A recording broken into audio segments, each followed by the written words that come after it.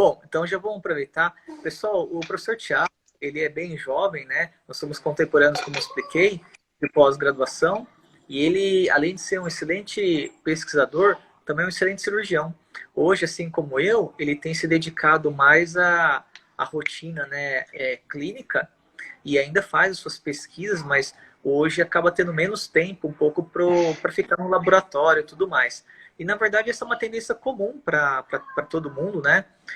O mercado de trabalho, ele é bastante difícil, né? Quando a gente está no período de ensino, de estudo, né, é um pouco diferente, mas depois, quando você precisa trabalhar, você acaba tendo que delegar e também, às vezes, optar por uma ou outra parte da carreira, né?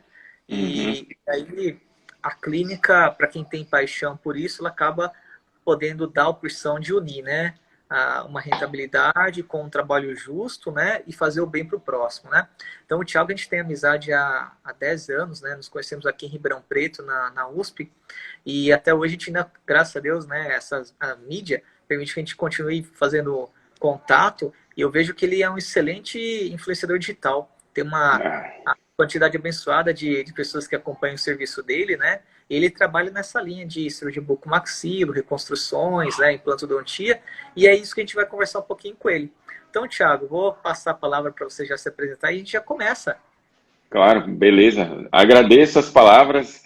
Sempre os amigos da gente dão uma enaltecida, né? Enchem mais, mas como o Danilo bem falou, a rotina hoje ela faz com que a gente tenha que deixar algumas situações um pouco de lado em detrimento de outras.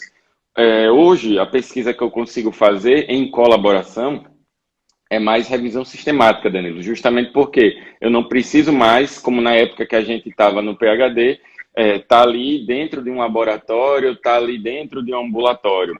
Não é que eu não tenha deixado de gostar disso, mas a rotina clínica ela é muito exigente, exige da gente estar ali presente, atendendo o nosso paciente no pré-operatório, no pós-operatório, fazer acompanhamento. De vez em quando, o que eu fui fazer pelo atraso, fui buscar máscara, porque tem pacientes precisando de atendimento de urgência. Então, essas coisas a gente acaba não tendo um controle tão hábil quanto quando a gente tem uma rotina mais fechada, né? Quando era a nossa pós-graduação.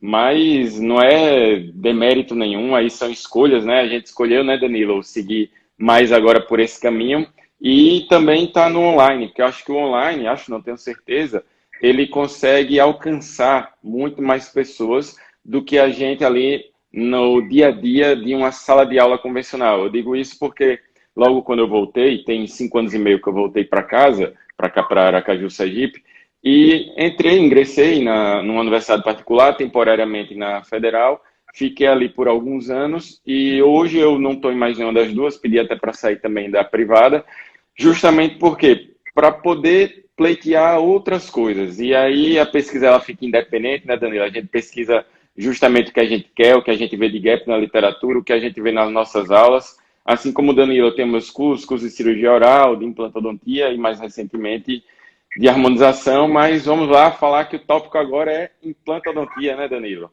Isso.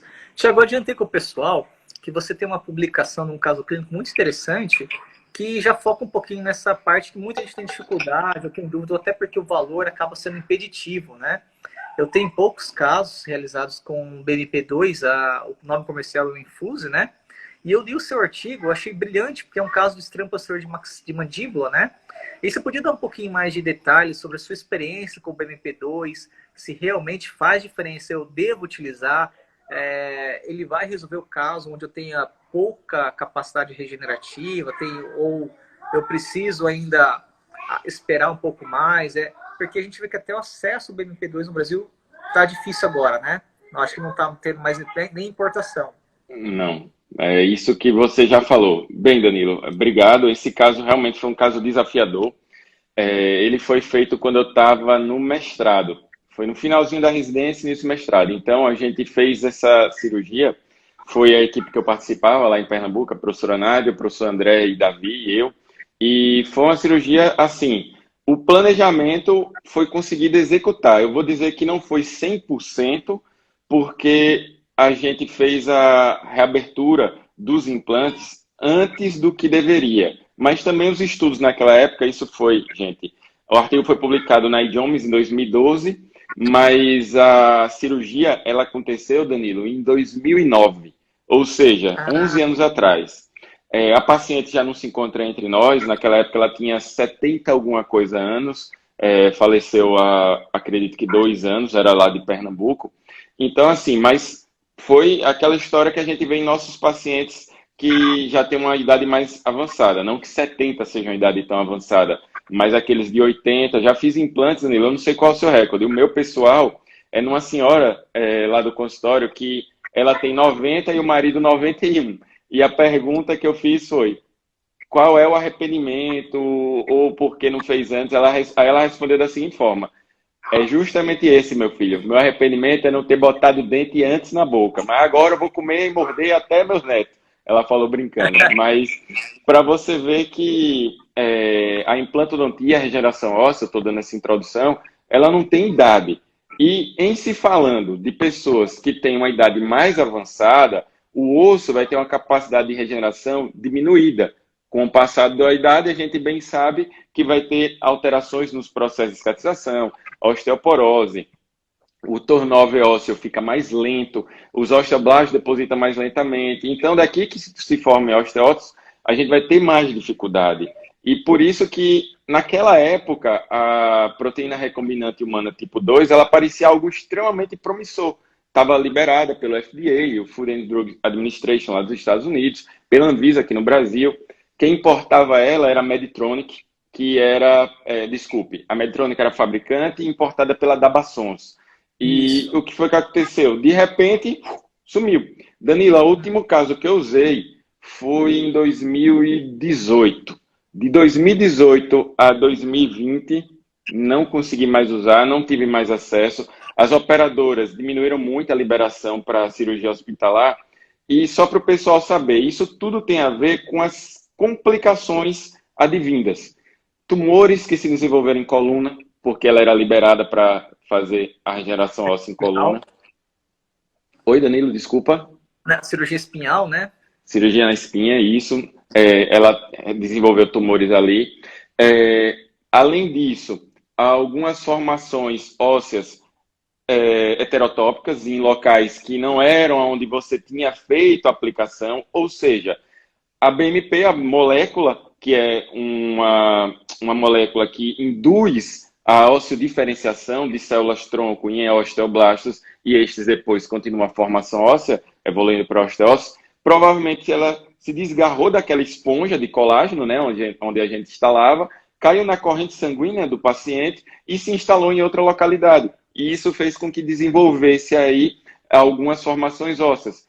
Professor, neoplasia necessariamente? Não, a gente não vai chamar de neoplasia, mas vamos pensar como lesões ósseas benignas, tá? E por conta disso é de se assustar, claro, né? Imagina você ter uma formação dessa intracraniana ou em algum órgão importante do seu corpo. Então, é sim para se assustar. Então, essas complicações, mesmo sendo em baixa quantidade, ela não favorece a continuidade do tipo do tratamento, tendo em vista que a implantodontia evoluiu tanto, Danilo aí está de prova melhor do que eu, que os tratamentos hoje, o que a gente busca são tratamentos pouco invasivos e que tenham tanta efetividade ou mais. Então veio o advento dos implantes curtos, veio o advento de pequenas reconstruções sem necessidade de... Caramba, quando eu estava na residência, Danilo, a gente tirava ilíaco. Quando eu voltei ainda para cá, 5 anos e meio atrás, eu lembro de ter feito em 2 anos uns 8 ilíacos. E o cirurgião Uhum. buco, às vezes ele deixa o ego se elevar, que eu fiz essa cirurgia grande, não sei o quê. E não tem necessidade. Quando eu vou olhar, muitas reabsorções, muitas perdas, Sim, um osso muito esponjoso que, mesmo você compactando ele, né, para compactando. tentar deixar ele mais cortical do que medular, mesmo assim a reabsorção é extrema. É, Então, a salserização ao redor dos implantes, ela é ampliada porque ali a gente não está trabalhando em osso nativo. A gente está trabalhando em um osso que foi enxertado de uma área, transplantado do próprio paciente para outra, para o sítio receptor. Então, onde eu quero chegar? Aquele caso foi realmente excepcional para a época, mas hoje, Danilo, eu não faria. Por quê? certo. Muito provavelmente hoje a gente lançaria mão de pequenos lugares ali para reconstrução na paciente, não tem acesso tão fácil. Só para o pessoal saber, o tamanho, acho que G ou era XG, estava Isso. 60 mil reais. 60 Uhum. mil reais, gente, é muito dinheiro para um operador, um plano de saúde pagar para o paciente ter isso liberado. Ah, esse valor é para a operadora. Para o paciente era mais em conta, era, mas mesmo assim ainda era muito caro. Então, seu maxilar, Danilo, eu cheguei a fazer 2 casos, assim, porque o paciente tinha condição, naquela época a gente estava estudando, estava fazendo um artigo de série de casos, acabou que a gente abandonou, ia juntar os casos de mais 3 colegas e meus, a gente ia fazer uma série de casos. Acabamos abandonando o intento do artigo quando a gente começou a ver que ia sair e que está em desuso. Se a gente for olhar, tá tendo o retorno dos implantes zigomáticos que foram tão massacrados no passado. Por quê? Uhum. Para tentar fazer uma cirurgia menor, menos invasiva, sem depender tanto de regenerações. Então, se eu puder aqui colocar a palavra avanço. O que tem de contemporâneo hoje não torna a BMP como única opção, não. Ela foi uma ótima opção, era promissora, era. Eu acredito que naquele caso, poxa, se pudesse não ter essas complicações que a gente tinha hoje, era muito interessante, porque ali, Danilo, a gente saiu de 0,5 milímetros. A mandíbula era uma casca de ovo, gente. Para vocês terem uma ideia, quando o protótipo chegou no apartamento que eu morava lá em Recife, quebrei. Danilo, quando eu tirei era da Bioparts, ela que fabricava, aí quando eu tirei da caixinha, se desfez na minha mão. Aí, ou seja, por minha culpa, a cirurgia foi adiada, porque a gente não conseguia usar um protótipo para modelar aquela placa que tinha ali para reforçar, né? Então, acabou que era tão fininha, que era 0,5. Depois da BMP, mesmo sendo reaberto com 7 meses, aproximadamente, a gente conseguiu ter, em algumas áreas, 3 milímetros, em outras áreas, 2,5 milímetros, algumas áreas, 5 milímetros. Então, veja, se a gente for olhar do ponto de vista regenerativo, algumas pessoas vão dizer, mas só 5? Mas e os implantes curtos que a gente tem hoje em dia? Naquela época, o Uhum. implante que a gente tinha não era de 5 milímetros, pessoal. A gente instalou implantes de 7 milímetros. Então, que Danilo até fala bem hoje desses que são recém-lançados, ele é um dos responsáveis da Binovation. Então, veja que era o que a gente tinha naquela época. Deu certo? Deu. Deu qualidade de vida ao paciente? Deu. Eu acho que você concorda comigo. A gente tem Sim. que buscar qualidade de vida para os nossos pacientes, independente de qual é o tratamento. Agora, o tratamento tem que ser o menos mórbido possível. E, gente, foi uma cirurgia com anestesia geral, 3 horas e meia de cirurgia, cirurgia gigante numa senhora. Então, assim, se a gente puder fazer algo menos. E hoje, Danilo, se você me perguntar, Tiago, o que é que você faria de diferente? Se olhar aquele caso, tem implantes na linha oblíqua externa. São implantes não colocados em posições convencionais. Mas eu tentaria só deixar aquilo ali, porque ela viveu ali com 7 meses tranquila, e o arco oposto, o maxilar, era uma prótese total muco-suportada. Então, era uma Ah, PT. Então, assim, concorda que não tinha problema nenhum para ela conviver com isso? sim, concordo.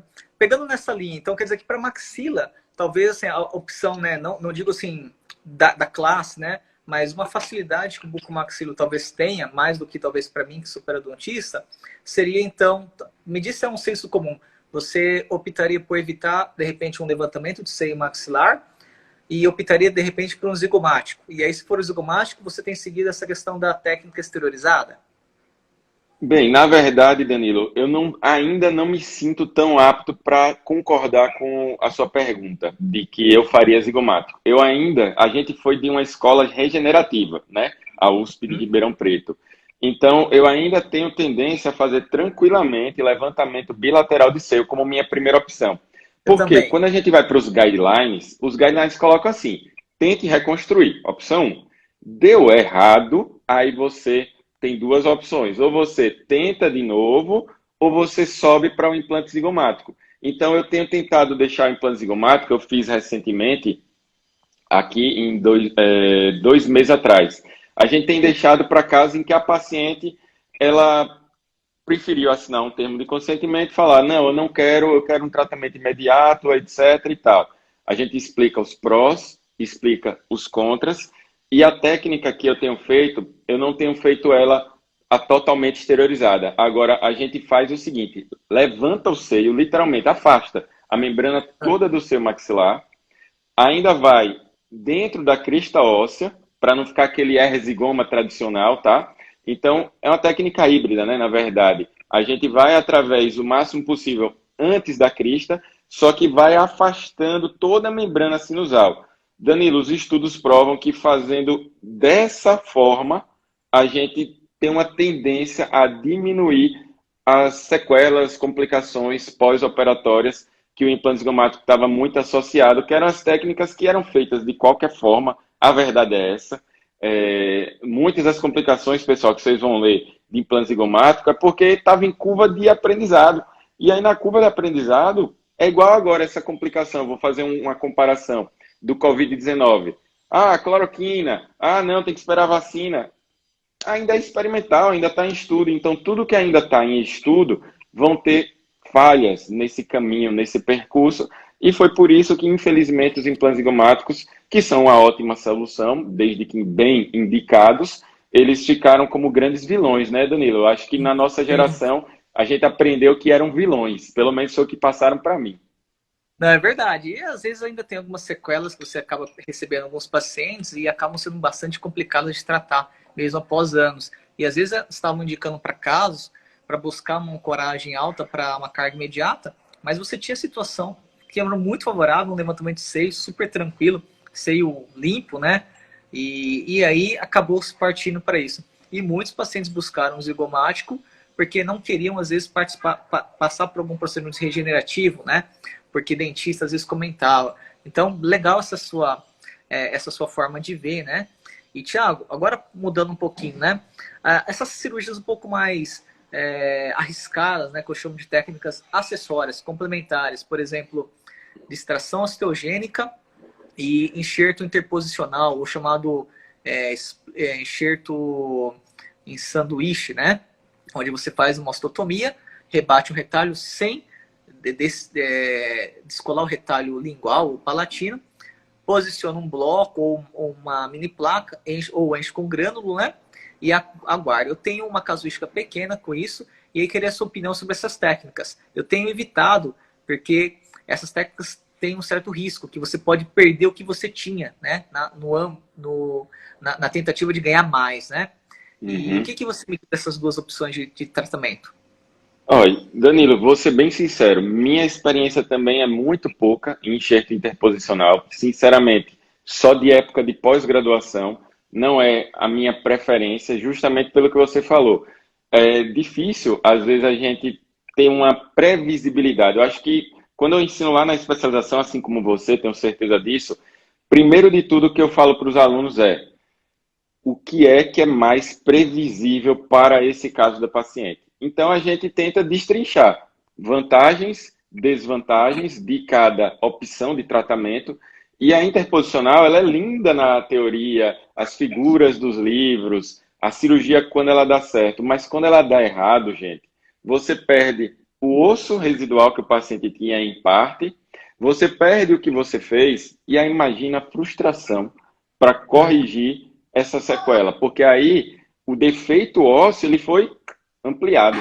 Então, não é simples. Então, Danilo, o interposicional não é algo de rotina que a gente faz. Assim, vou dizer uma diferença. A não ser em cirurgia ortognática, porque eu estou ali, não é objetivo de, assim, primariamente não é objetivo de reabilitação. É um objetivo de correção, de posicionamento de todo um arco. Então, ali a gente faz, ali tem previsibilidade alta, desde que haja uma osteossíntese adequada, que não haja mobilidade dos segmentos, ausência de infecção e vascularização mantida. Está tudo ok. Agora, para enxerto, Danilo, não é a minha opção.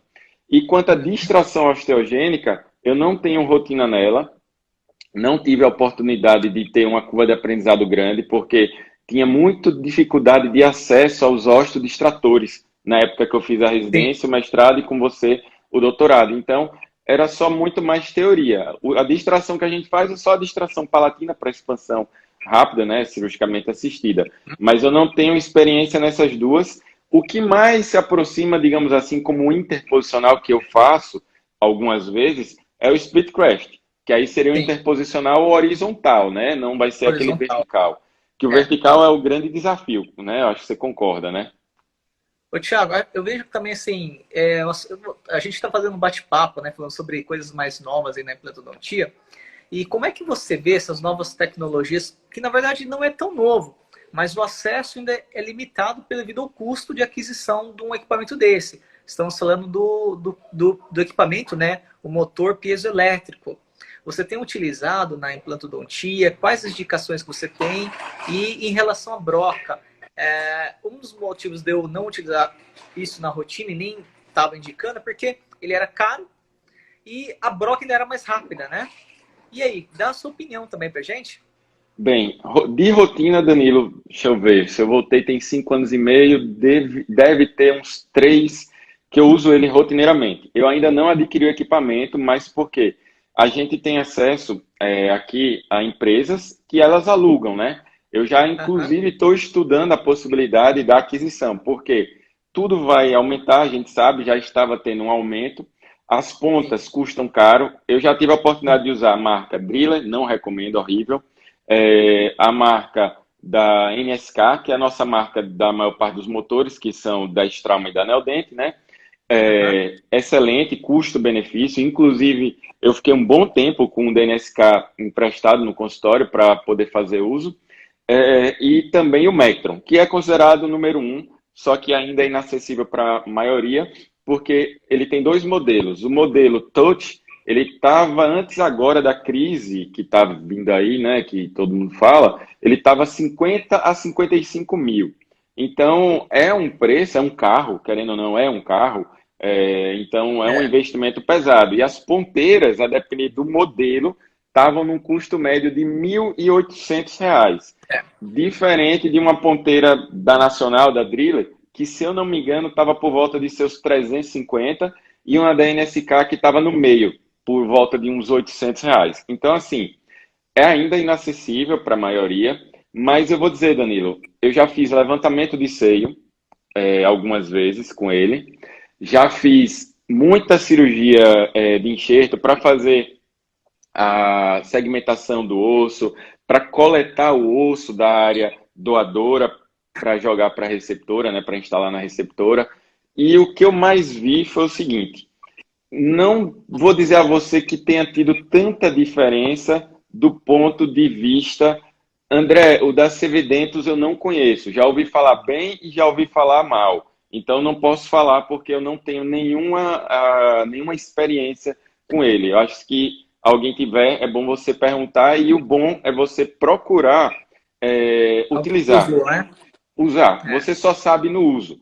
Porque o da Driller eu posso falar que é ruim porque eu tenho um colega que já usou e vendeu. Eu já usei. Hospitais aqui em Aracaju, alguns só tem Driller. E quando eles me oferecem o Driller, eu digo, pode jogar no lixo, porque eu não vou usar isso. Porque eu sei que aquilo ali não chega a ser um piezo de verdade. Qual é o princípio do piezo?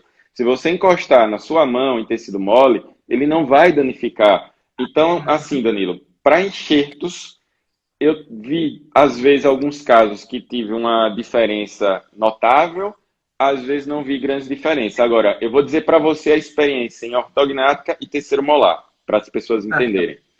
Eu já publiquei um artigo de revisão sistemática e tive a felicidade que o Venceslau Tomasi, se eu não me engano o nome dele, isso aí, Pagoto, Pagoto é dos meus. Inclusive, Luiz Pagoto, amigo de São Paulo, ele é o autor principal desse artigo que eu estou com ele, eu sou o segundo autor. E a gente teve a felicidade de ter nosso artigo citado no primeiro evento de cirurgia piezo do Brasil, que foi em 2018, em São Paulo. Então, se eu não me engano, foi em São Paulo, posso até estar equivocado de tanto evento. Mas você vê que foram citados lá, acho que naquela época, 3 trabalhos, Danilo. E a maior felicidade é a gente ter o nosso trabalho sendo citado por pessoas assim de alto renome. E foi uma avaliação que a gente fez em cirurgia ortognática e a gente vê que na prática teve melhora assim no pós-operatório dos pacientes. E terceiro molar, que é a minha rotina mesmo de uso, quando ele está próximo a nervo, tem diferença. A gente consegue perceber muitas vezes que não tem a lesão nervosa acometendo o paciente. Só que tem um probleminha, Danilo, que você falou muito bem.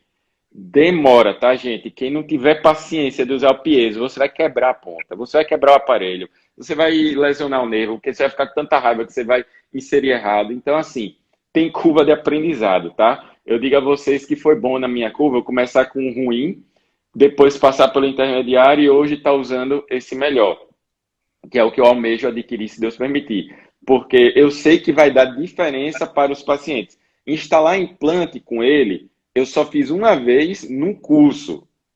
Foi Uhum. assim, a instalação do implante, Danilo, ela aconteceu até relativamente tranquila. Só que a fresagem ela é um pouco mais demorada. O Mectron, Sim. não era o aparelho que a gente estava usando, ele é muito rápido. Na cirurgia ortognática, dependendo do tipo do osso do paciente, naquela região de corpo e ramo, ele segmenta tão rápido quanto quase uma serra. Só que sem Uhum. os grandes riscos que a serra traz. Então, Sim. assim, no final das contas, funciona bem. Pagoto tá aí de prova. Luiz, eu tenho certeza que você usa também, deve ser o Mectron. Então, assim, é algo que a gente faz uso e que eu sei que ajuda. Deixa eu só mexer aqui, Danilo, porque o celular deu uma escorregada. Pronto. Ah, não, Então, tranquilo. assim, essa é a experiência que eu tenho para falar. É pouco na implantodontia, é mais em enxerto. E enxerto, Danilo, que eu note, assim, se eu posso dizer, a vantagem é quando a gente vai fazer aqueles enxertos de remoção de ramo. Essa seria uma Aham. grande vantagem, porque naquela área ali a gente tem um risco aumentado de Sim. lesão o nervo alveolar inferior, né? Então, mas já pegando nessa linha aí, né, do enxerto aí, né, autógeno de linha oblíqua externa ou de ramo ascendente da mandíbula, Thiago, você tem tido experiência com a técnica que foi publicada pelo Foacuri, né? Nós tivemos contato com essa técnica na pós, né? O professor Samuel, né? Tinha feito um treinamento, feito um estágio com ele na época na Alemanha, e quando ele voltou, ele trouxe, era fresquinho, o livro tinha acabado de ser publicado, né? E a gente via que lá queria conhecer a técnica, né? E aí eu queria saber se você tem essa experiência com isso. É uma técnica bem interessante. Eu tenho opiniões um pouco divergentes em relação à forma como se aborda, né? Porque tem a questão de biomateriais, mas de certa forma, para quem não está acostumado, pessoal, é uma cirurgia onde se remove geralmente um bloco de ramo. Ele é cortado ao meio, raspado, deixando duas lâminas finas de osso que são fixadas em um defeito geralmente de duas paredes. E aí, algumas vezes, uma lâmina fica travada na outra, e esse osso raspado é colocado, misturado com biomaterial, entre essas duas corticais, e é rotacionado um tecido conjuntivo, se possível, se for na maxila, ou colocado um conjuntivo livre, né, um conjuntivo enxerto de tecido conjuntivo livre sobre essa área fechada, e não é colocado membrana. O que você acha, Thiago? Você tem experiência, você gosta, ou você foi igual eu? Acaba buscando outras alternativas mais fáceis que possam ser reproduzidas por um número maior de pessoas? Bem, Danilo, foi ótima pergunta, porque por coincidência eu estava nessa época, né, com você. Eu auxiliei, inclusive, na confecção do artigo, fiz a cirurgia, aprendi lá com eles, né? Com ele, eu digo aí Aham. quem estava também na época que era o Rafael e o Felipe, né? Estou no artigo, inclusive, do Rafael, ele como primeiro autor, acho que eu estou em segundo ou terceiro. E a gente teve a felicidade de publicar acho que foi na Clinical Oral Implants Research. E naquela época, o diferencial que eu digo do artigo, porque foi o seguinte, a gente fez essa parte do enxerto da lâmina, né, da cortical, com enxerto halógeno, ou seja, de banco de ossos. Ah, E isso não tinha praticamente nada na literatura. Então o artigo foi assim, ó, aceito com pouquíssimas correções, foi eu que fiz até com eles. E na época eu fiquei, caramba, achei que isso não era uma coisa assim tão diferente, mas era. Só que a casuística, ela teve que ser de muitos pacientes para ter um resultado positivo. Então isso não me deixou feliz. Eu pensei o seguinte na época, provavelmente tem a ver com o fato de que era enxerto halógeno. Nem isso. todos, no protocolo que a gente fez, não estava tendo a cobertura com tecido conjuntivo. Já era uma técnica modificada, né? Aham. Se eu não me engano, o autor original lá de Israel, né? Se eu não me engano, posso É da estar até... Alemanha mesmo, né? É da Alemanha, É, ele é árabe, né? Não lembro qual a eu não origem lembro étnica. direito, não. Mas a diferença que foi feita é que não era coberto com conjuntivo, estava sendo com a BioGuide. Já era uma Aham. mudança, né? Já era uma mudança, mas para adequar a pesquisa, né, que a gente estava fazendo lá na USP. Então, assim, eu fiz só dois, três casos, se eu puder dizer, não me senti muito à vontade e preferi fazer a salsicha técnica depois, que é a técnica da salsicha, porque eu acho que a reprodutibilidade dela é maior. A gente está tendo estudos aí muito mais favoráveis. Eu vi, pelo menos nas minhas mãos, porque eu disse a você, fiz três. Aí se você me perguntar, Tiago, deu certo os três? Foram três bilaterais. 50% deu certo, 50% deu errado. Seis casos, né? Então, assim, você fica com medo, pô. Você vai fazer isso no seu cliente do dia a dia e aí você já entra dizendo, olha, tem uma chance de perder metade. Assina aqui, por favor. Ele vai dizer, você é louco, vou para outro doutor, não quero não. É isso que vai acontecer muito provavelmente. Pelo menos é É, o que eu vejo. Quando eu digo ao meu paciente não, que tem uma chance muito pequena de dar certo, ele só falta dizer, o senhor é doido, é, de me oferecer isso?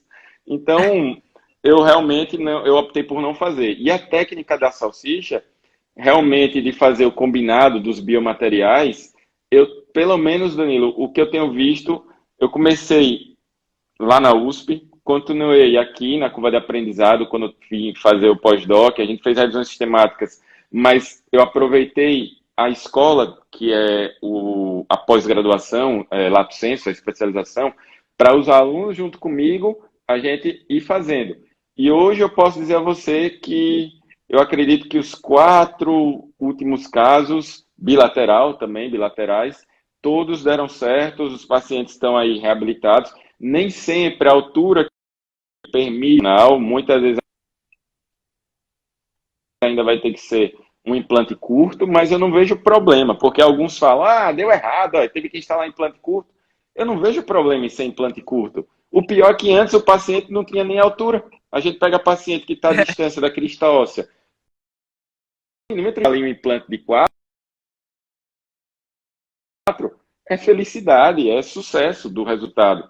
Mas eu sei que tem alguns que discordam, mas eu acho que essa é, discordância ela não é tão, como é que eu posso dizer, científica, né, do ponto de vista é, científico. Não sei se é, você concorda, Danilo, e qual a sua experiência para não, não. falar. Eu tenho trabalhado nessa linha desde a pós, né? Nessa questão de regeneração óssea, que começou na periodontia e tem vindo aí para reconstrução óssea, né? E aí, um Uhum. abraço para o professor Augusto Bessa, que teve a oportunidade de recebê-lo aqui, é um prazer. Bom, nesse caso, eu desenvolvo assim, o que eu chamo de método, né? Que que eu dei o nome de Demicons, eu analiso algumas variáveis. E realmente, existem situações que não importa o material, não importa a técnica, você não tem condição de ganhar muito, né? Então, às vezes, a gente ganhando 3, 4 milímetros, não está ruim. Isso é o que era possível. A gente não pode achar que você vai ganhar o quanto você quer. A capacidade generativa, né, o quanto uma célula se desloca, ou a capacidade que ela tem de proliferar, se diferenciar é limitada, né? Existem muitas variáveis. Eu fiz até um modelinho matemático para isso, uma regressão logística. E aí, Thiago, você sabe que a gente consegue, nesse modelo, né, que eu estava quantificando variáveis, você prevê em torno de 80% a 85% do resultado. Show de bola. Não é pouco, é fantástico. Imagina que eu falo para você, Tiagão, coloca aqui, preencha essas respostas aqui para mim. Você vai colocar quanto tem tecido queratizado, defeito, espessura, largura, quanto você tem de área medular, tal. Você preenche tudo isso aí. E no final eu te dou previsibilidade. E um número. Pô, é fantástico se eu tivesse um modelo matemático. Qual é o problema? É que tem 15 a 20% das variáveis que eu não consigo prever porque eu não sei quais são que dê impacto no resultado. Ou seja, esse modelo matemático explica 80 a 85% dos casos, mas tem 15 a 20% dos casos que a gente não sabe. Ou seja, ele vai dar um número que é diferente da realidade. E quais são essas variáveis? Ninguém sabe. Então, eu falo que é essa questão, né? Pesquisa é isso, né? Então a gente ainda tem coisa para aprender sobre isso, né? E aí eu Uhum. aproveito até para te perguntar, Thiago, se você tem essas situações onde a gente não consegue ganhar muito osso, para você é viável? Você tem experiência, você gosta, você tem muita sequela de lateralização de alveolar inferior? Danilo, vou te responder da seguinte forma: eu só fiz até hoje um caso na residência e apenas Uhum. depois um caso quando eu saí da residência. Só dois. Porque eu gosto muito daquela citação que a gente vê muito sendo suscitada principalmente em prática baseada em evidência, prática clínica baseada em evidência. O tratamento não pode ser pior que a doença.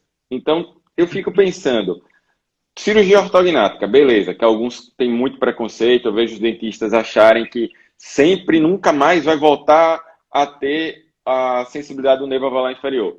Eu ainda não considero que eu tenho uma casuística grande para poder publicar do consultório desde que eu voltei, mas é um projeto meu. Está lá tudo sendo computado em planilhas.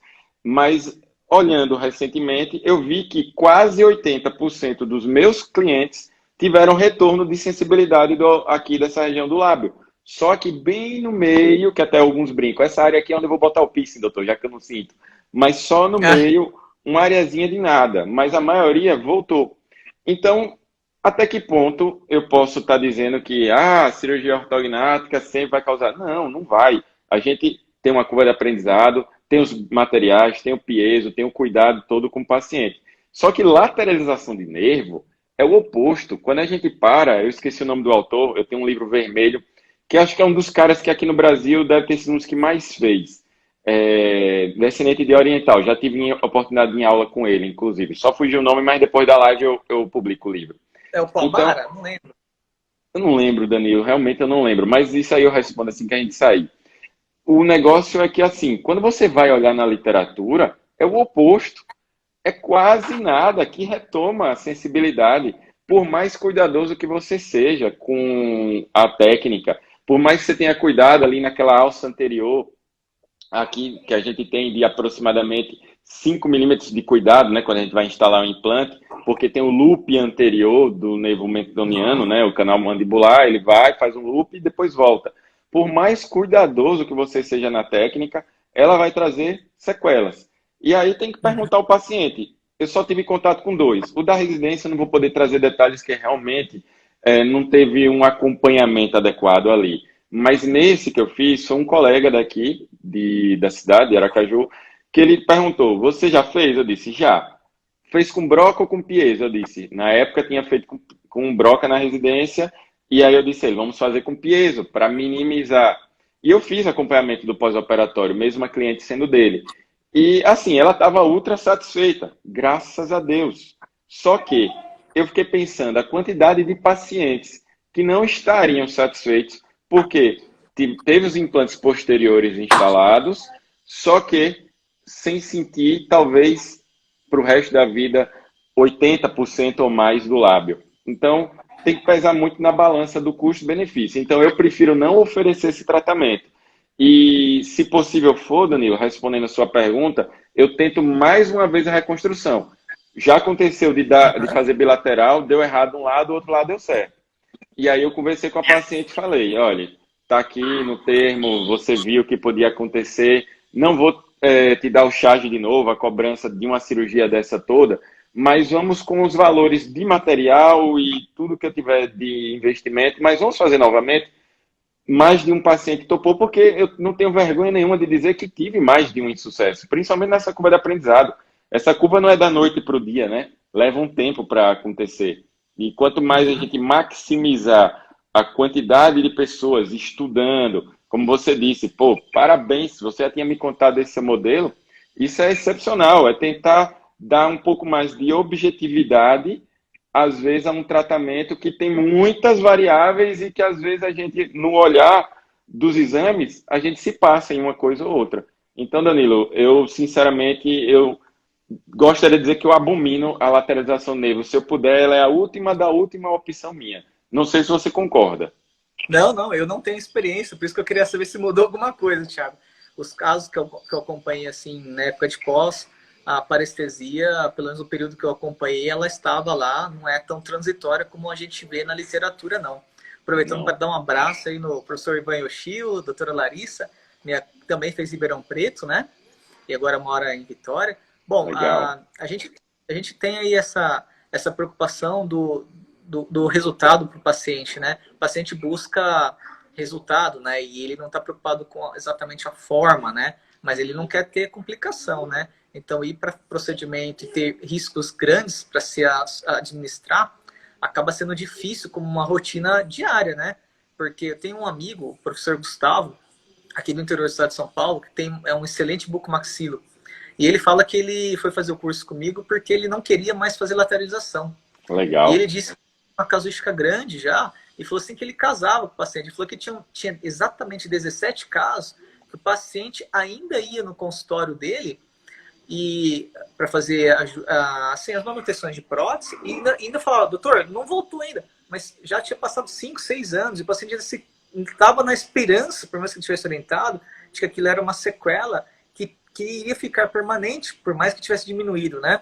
E que não era uma culpa exatamente dele, mas era uma técnica que o paciente aceitou. E o paciente ainda queixava, doutor, não voltou. E às vezes ele não queria mais ter que administrar essa emoção, né? Que ele já tinha parado, mas ele ainda tinha 17 pacientes que ainda tinham essa queixa, né? Então, se você tiver que ficar tendo que sempre se preocupar com isso, você não trabalha, né?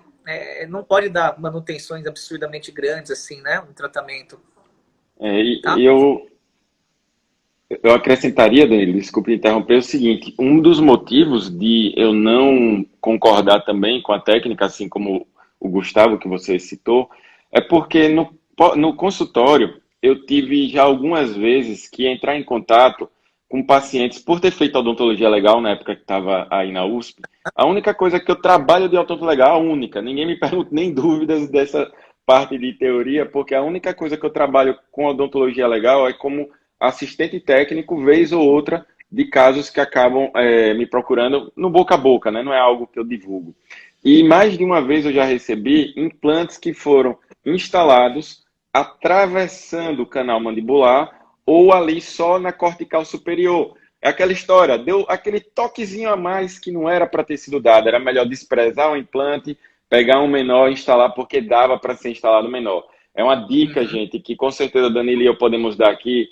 Perca esse dinheiro do implante, mas não coloque em risco as estruturas anatômicas do seu paciente, porque vai custar muito mais caro para o resto da sua vida.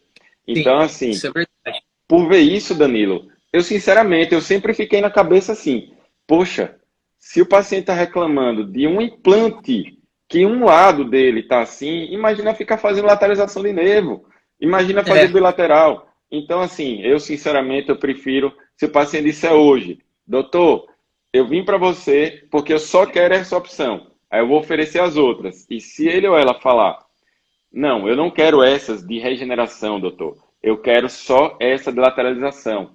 Aí eu vou falar, sinta-se à vontade para procurar outro doutor, outra doutora, porque eu prefiro optar por não fazer. É algo meu. Tiagão, o Dr. Marco ele pergunta, você já falou, né, que opção de piezo hoje você tem experiência como modelo de entrada seu, né, que você indicaria seria o NSK e o modelo de eleição, quando puder fazer um bom investimento, seria o Mectron, certo? É Metro. isso mesmo? Só para Isso. responder o Dr. É que não está Marco. aparecendo aqui, as Agora, perguntas travaram para mim. Não sei por quê, deu algum não, bug sem aqui. problema. Mas é Tá só isso. no texto aqui. Uhum. Bom, aí a doutora Laís faz uma pergunta para a gente entrar, né, no último bloco aí da nossa conversa, em relação à cirurgia guiada para implante. Você tem experiência, você gosta? Quando que você indica? Ou se você puder, você faz para todos os casos? Como que funciona aí para você em Aracaju? Beleza, Danilo. Excelente pergunta. Obrigado para quem enviou. Eu gosto demais. Só que, como eu estava dizendo, a minha curva é menor que a sua, né? Tem nem 3 anos. Foi no meio de 2017 que eu fiz o treinamento, né? O credenciamento, e daí em diante comecei a fazer sem parar. Só que eu fui vendo na curva de aprendizado que alguns casos, por mais que eu faça o planejamento para ela ser realizada guiada, não quer dizer que eu não vou abrir retalho. Porque o que é que a Sim, gente vê? Muita gente se prende, aí quando você vai fazer o exame de imagem, tá lá o implante supracrestal, ou tá infra demais, e aí isso vai dar uma complicação, vai acabar tendo que sim, remover o implante. Então, é para quem verdade. tem os aparelhos de radiografia digital, top, porque você vê em tempo real, né, Danilo, ali, se você Isso. está ok ou não. Mas para quem não tem e tiver ainda o início da curva, não tenha medo de nada de ter que abrir um retalho. Agora, converse com o paciente, porque, Danilo, já chega paciente no consultório falando: ah, eu quero, doutor, aquela cirurgia que não tem corte, aquela que não tem nada de ponto, eu quero essa. E aí, Aham. depois que eu vou ver os exames, vejo aquela lâmina de faca, aí eu vou conversar com o paciente e digo: olha, aqui no seu caso, a gente vai ter que fazer uma modificação dessa sua gengiva. Aí falo que muitas vezes a gente vai precisar sim colocar ali tecido conjuntivo, e aí por conta disso eu vou precisar abrir retalho, eu tenho que melhorar aquela qualidade do tecido que vai ficar periimplantar. E aí por conta disso, nem sempre eu faço ela de uma forma fechada. Então, várias Aham. vezes eu uso guiado, sim, beleza. Todos os casos, Danilo, praticamente nesses últimos 2 anos e meio, eu tenho feito com guia cirúrgico prototipado, em que o planejamento foi feito previamente no computador. Só que não quer dizer que eu não vá realizar um retalho, que eu não vá fazer uma cirurgia periimplantar ali. Isso daí é assim, o que eu tenho tido como lição, porque nos primeiros eu me arrependia de não ter usado a oportunidade que eu tinha, cirúrgica, de poder melhorar a qualidade do tecido naquele momento. Certo. Ah, para complementar aqui o que a doutora Leís está perguntando, eu vim de uma época, Thiago, eu comecei com cirurgia guiada em 2009, 2009 as primeiras. Era muito difícil e a gente não tinha impressora, né? O guia, ele era fresado. Então era caro, você não tinha essa possibilidade de fresagem aqui. E era tudo feito fora, era Nobel. Quando a Neodente começou a fazer, nós começamos a utilizar esse serviço, né? E o software não era bom. E a gente trabalhava somente com o Daikon. Então, basicamente, a cirurgia guiada era feita para protocolo. E a gente Uhum, queria entender melhor. A precisão, ela era boa, mas há uma diferença de até 2,5 graus na época. Agora, recentemente, né, mais 2015, 2016 para cá, com a possibilidade de ter o STL, né, o escaneamento, e a junção do modelo digital associado à fusão, né, com o Daikon, permitiu dar uma acessibilidade maior. Então agora eu não tenho tanta situação e agora sim é possível executar a cirurgia guiada com em modelos unitários ou parciais. Até então era praticamente impossível. Eu lembro que em 2008, Thiago, eu acho que você já estava por aqui, teve um congresso em Ribeirão Preto, uhum. foi no meu primeiro ano de Eu mestrado. tava não, ainda estava no Não mestrado. estava não, né? Cheguei dois O anos Paulo depois. Maló, o Paulo Maló veio para dar uma aula aqui em Ribeirão Preto nesse congresso. Estava lotado, nós fomos lá. Eu lembro que ele estava falando assim, ele dizia que cirurgia guiada, all on four, ele usou essa expressão aqui no Brasil, ficou super mal para ele na época. Ele falou assim, até um macaco treinado faz. E a gente tem essa questão, né, do argentino, alguns países, quando querem ofender um brasileiro, né, europeu, joga banana, ou chama a gente de macaco, né, e pega mal. Então ele quis dar a intenção que é uma pessoa simples, pouco assim, poderia executar uma cirurgia guiada, já planejada, né? O mais importante era Uhum. planejar. E aí um professor levanta e perguntou, sabe aquela cirurgia que você fez no simpósio da Nobel no ano 2004? Sei lá, o cara citou. Eu lembro que você foi fazer cirurgia ao vivo, você colocou 4 implantes em campo fechado. Quando abriu o retalho para ele, todos os implantes estavam esterilizados e não iam se integrar nunca, porque só estavam encostados em tecido mole. Aí ele ficou meio sem jeito e aí deu aquela conversada e falou que ele tentou explicar, né, que isso poderia acontecer. Mas na verdade, a minha opinião é que essas coisas aconteceram porque a gente trabalhava só com Daikon e tem muita distorção quando você tem artefato, tem muito artefato, né? Quando você Uhum. tem metal. Então, hoje a gente consegue trabalhar com precisão e é muito melhor. Mas eu concordo perfeito com o Thiago. Fevereiro foi um mês que a gente não estava esperando nada do que a gente está vivendo, do que a gente viveu em março. E eu falo para as pessoas, não é a rotina usual do meu consultório ficar tanto só nesse tipo de procedimento, mas eu fiz 31 instalações de implantes. Desses 31, 30 foram guiados. Desses 30 guiados, 100% foram com retalho aberto. A cirurgia guiada, ela não necessariamente, né, na verdade, ela não obriga que seja em campo fechado. Na verdade, é pior das situações, é que mesmo a gente usa. Sabe para quando eu faço implante guiado, sem retalho? Flapless. Implante imediato. É a única situação. Todas as outras, eu abro o retalho. Verifico o implante, eu faço compensação com tecido mole, com tecido duro, né? E aí o Dr. Marco, Thiago, ele pergunta aqui, né, se o modelo foi escaneado na boca ou na moldagem. A gente conversou um pouquinho sobre isso agora há pouco, né? Eu normalmente eu peço o paciente já escanear a boca mesmo, né? Eu Maxila também. superior e inferior, na clínica de radiologia, né? E o Jair aqui cita, um excelente cirurgião aqui, meu amigo, pessoal, obrigado por estar presente. Ele fala que é técnica híbrida. Realmente, a gente abre retalho quando precisa, né, Tiagão? Uhum. Bom, ô, Thiago, e aí nesse aspecto, né, indo para essa parte, né, tem mais uma pergunta aqui do Dr. Caio sobre implante imediato em área estética. Se a gente usa cirurgia guiada ou faz a cirurgia manual. O que você acha? Eu tenho feito ela guiada, assim como você, porque eu acredito que melhora demais a previsibilidade do posicionamento. Porque é o que eu digo aqui direto aos alunos. Por mais que naquele livro de fatores de risco em implantodontia do Boi e do Rangel a gente leia, são necessários 100 implantes para ter uma noção 3D da sua mão instalando.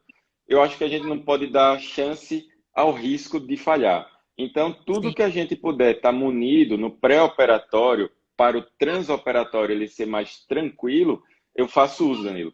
Um problema que eu tenho, não sei se você tem, até uma pergunta que eu te faço, humildemente para você até poder me ajudar aqui. A gente tem dificuldade de pacientes de curso que querem ter o custo mínimo possível, investirem nos guias, porque querendo ou não, tem um charge, tem um pagamento para ser feito nas clínicas. Sim. Eu já fiz até parceria, o dono da clínica, meu xará, o cara facilita demais. Se não fosse essa ajuda que ele dá, com certeza tudo ficaria mais difícil. Só que vez ou outra tem um paciente que não quer, aí os alunos também querem forçar a barra e eu explico, olha, é bom fazer manualmente, claro, para você também aprender, mas também é bom você entender que não dá para ir na contramão da evolução, já é contemporâneo a cirurgia guiada. Então, por que não fazê-la, né? Não sei se você concorda comigo. Não, concordo. Thiago, eu acho que assim, aqui tem uma clínica muito grande, uma franquia, o pessoal tem um produto excelente que chama DVI. E eu dei aula durante um período em movimentos dele nas cidades aqui, né, divulgando o que eu fazia, e eles falavam que eu era contemporâneo. Thiago, imagina que em 2011 eu era contemporâneo por fazer 100% dos meus casos com tomografia computadorizada. Thiago, em 2011, são 9 anos atrás, para eles eu era pioneiro. Na verdade, isso mostra o quê? Nós não temos distribuição de renda, então uma coisa que é obrigatório, a gente não conseguia fazer, né?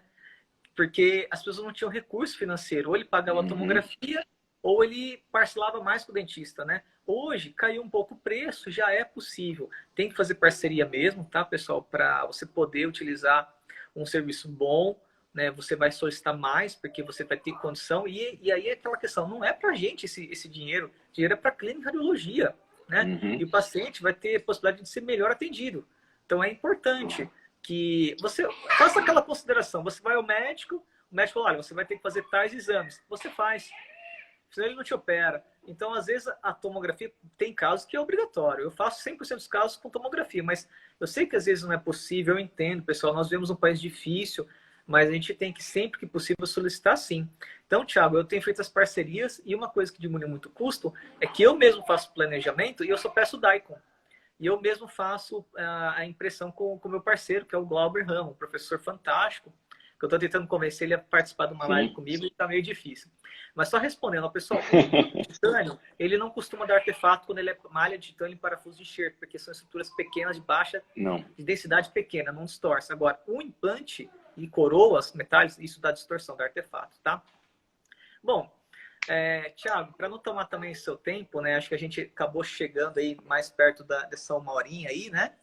E geralmente eu faço no final das minhas conversas, assim, um bate-bola, assim, um jogo rápido, né? Onde eu faço uma pergunta e o colega responde com uma ou duas palavras, que seria como se fosse um resumão da nossa aula, né? Claro, então, claro. Vamos topar lá, Tiagão. Ó, extremo posterior de mandíbula, então, entre implante curto, reconstrução ou lateralização, o que você não faria? Lateralização. Lateralização, ok. Para cirurgias, se você tem opção para reconstrução, né, e pode evitar uma cirurgia que tem um pouco mais necessidade de curva de aprendizado, como zigomático, ainda mais zigomático, elevação do seio maxilar, né? E, de repente, uma cirurgia de enxerto interposicional ou outra coisa, para você, a gente deve começar pelo mais simples. Sim ou não? Com certeza, sim.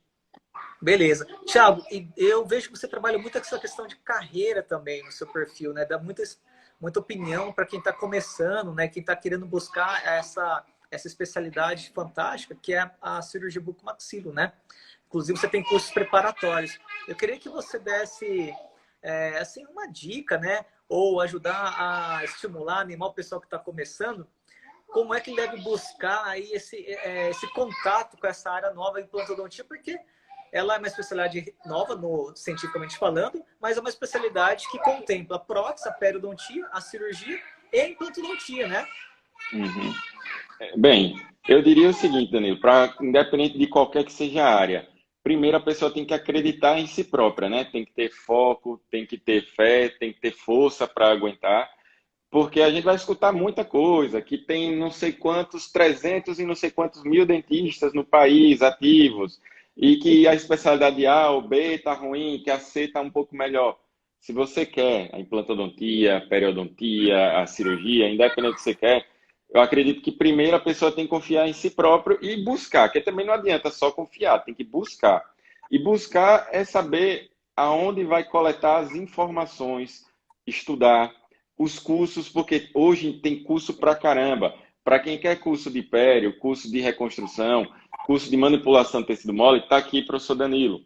Excelente, recomendo total. Obrigado. Tanto até que eu já disse a ele e não estou mentindo. Vou ainda fazer curso de manipulação. Vou tecidual, já fiz com vários, porque eu acho que a gente tem que sempre estar se reinventando e aumentando a curva de aprendizado. Certas vezes, isso eu lembro bem, eu fui fazer um curso de bichectomia. Já fazendo bichectomia desde a residência. E aí estavam meus alunos, ex-alunos, né? Aí olharam para mim, o senhor é doido, como é que o senhor gastou 2.000 para vir nesse curso? Rasgou, dê a gente, não sei o quê. Ficaram tirando onda comigo, né? E eu só calado. Eu disse a eles, olha, realmente, do curso todo, ainda as pessoas que falaram no curso não falaram tudo corretamente, com coerência, mas uma, uma inclinação que eles me ensinaram a fazer no bisturi, literalmente, uma inclinação que eu dei na incisão. Digamos assim, as bichectomias que eu comecei a fazer dali até hoje saíram bem mais rápido, foram bem mais efetivas. Então, é aquela história, tem que ter humildade, porque todo dia a gente aprende, todo dia, toda hora, todo dia, toda hora. É uma coisa que eu bato demais na tecla. Para quem quer fazer cirurgia, até, Danilo, às vezes chega. Hoje já chegaram 3 pessoas lá no meu perfil. Professor, gostaria que o senhor me desse uma dica por onde começar porque eu quero seguir a carreira de cirurgia. E um foi de implante. Aí eu disse, olha, primeiro de tudo, se você, para os que querem cirurgia, consuma todo o conteúdo gratuito que eu tenho aqui, né, no Instagram, no YouTube, porque eu não quero te vender curso sem você estar já apto a entender como é que funciona o processo, como é que tem que ser a dedicação, como é que tem que ser o estudo. Então, acho que primeiro de tudo tem que mentalidade. A mentalidade da pessoa ela tem que estar coerente com o que ela quer de crescimento para a vida dela. E o que você está fazendo aqui, Danilo, é justamente isso. Vários colegas extremamente bem conceituados entrando aqui, várias pessoas, acadêmicos nos acompanhando, eventualmente até pacientes meus e seus e de outras pessoas. Então, assim, eu acho que esse conhecimento foi feito para não ficar trancado, ele foi feito para ser externalizado, compartilhado. Danilo compartilha conhecimento, eu compartilho conhecimento e a gente cresce. E aí vai crescendo mais ainda cada dia. Então, Danilo, eu te parabenizo e te agradeço de coração pelo convite e pela confiança, né, de me trazer aqui. Não, Thiago, muito obrigado. Assim que passar essa situação toda, quero ver se eu ainda vou te visitar, te Será um acompanhar aí prazer. e, se possível, até levar minha família para desfrutar um pouco desse paraíso que você vive, né? E aí, fiquei sabendo aí que você também conhece muita coisa, apesar de não gostar muito de cozinhar, né, Tiagão? Nós vamos pegar umas panelas junto ainda, hein? Tô aprendendo. Nada que a necessidade não faça a pessoa, né? Então, tive que aprender um pouquinho. Pois, Danilo, obrigado. Seja bem-vindo para todos que quiserem. É sempre aqui uma oportunidade única receber amigos e convidados. Cara, fique com Deus e parabéns mais uma vez por fazer essa live e dar continuidade, né? A live que acabou. E, pessoal, peço desculpas mesmo, mas eu tive que ir atrás dessa mascarazinha para poder ir fazer uma coisa depois daqui. Não, Thiago, muito obrigado. Como sempre, Thiago sempre muito humilde, né? E sempre atencioso. Eu vejo que ele responde todo mundo no Instagram, né? Nas outras mídias que ele compartilha. Ele produz muito conteúdo, é diário, né? Então, muito obrigado, Thiago. Foi ótimo me reciclar, aprender coisa nova com você, né? Eu que E eu aí espero diga, que eu que possa aprendi. a gente possa repetir isso mais vezes durante o ano e que a gente possa trazer essa questão, né? Eu falo que, assim, essa conversa que às vezes a gente está se reciclando, tirando esse tempinho, é importante para quem está aqui também que pode ouvir, porque às vezes dá uma dica ou tira uma dúvida ou abre aí a cabeça para alguma outra coisa no consultório e a gente precisa disso, né? De união da classe mesmo, porque existe uma tendência da gente passar por momentos ruins aqui nacional. Não necessariamente é seu concorrente. Se a gente parar para pensar que todo mundo disputa um espaço ao sol, a gente pode trabalhar junto. É melhor trabalhar e viver bem do que um trabalhar de cara fechada para o outro, né? Com certeza. É isso aí, Danilo. A união faz a força, né? Vamos junto. Isso. Então tá bom, pessoal. Muito obrigado. Uma boa tarde para todos vocês. Bom final de semana e até a próxima. Tchau, Tiagão. Um abraço. Tchau. Abração. Valeu, Danilo. Tchau, gente.